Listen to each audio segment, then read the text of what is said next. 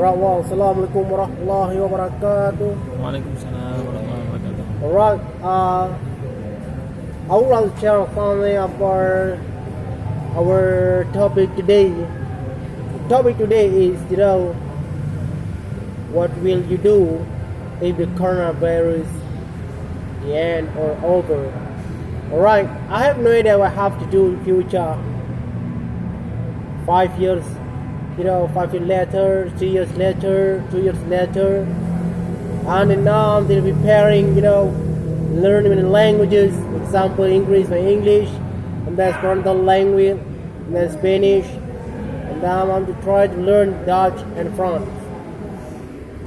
But I'm still, interacting with other people like, from Sao Paulo, Polish, Russia, Turkey, dan Mexico. I got a lot of people from Mexico.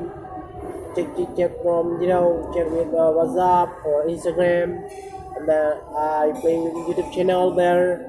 We try to share something about history in Aceh and then their history in there. So for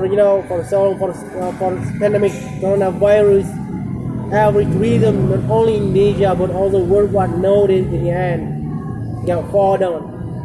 I have no idea of the future, but if the coronavirus over, first I'm going to going abroad like Australia or United States, only working there. Not only from America, Australia, but also Malaysia. Meet my friend there. Just looking for experience before I got married first, because for me, after I follow Aceh 5 country, you know what?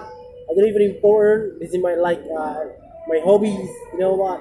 My hobby like making little bit videos, or record something like tourism, very awesome places, in Indonesia, Aceh, and then I promote that, and then I have to invite a lot of tourists to get Aceh. That is my dream future.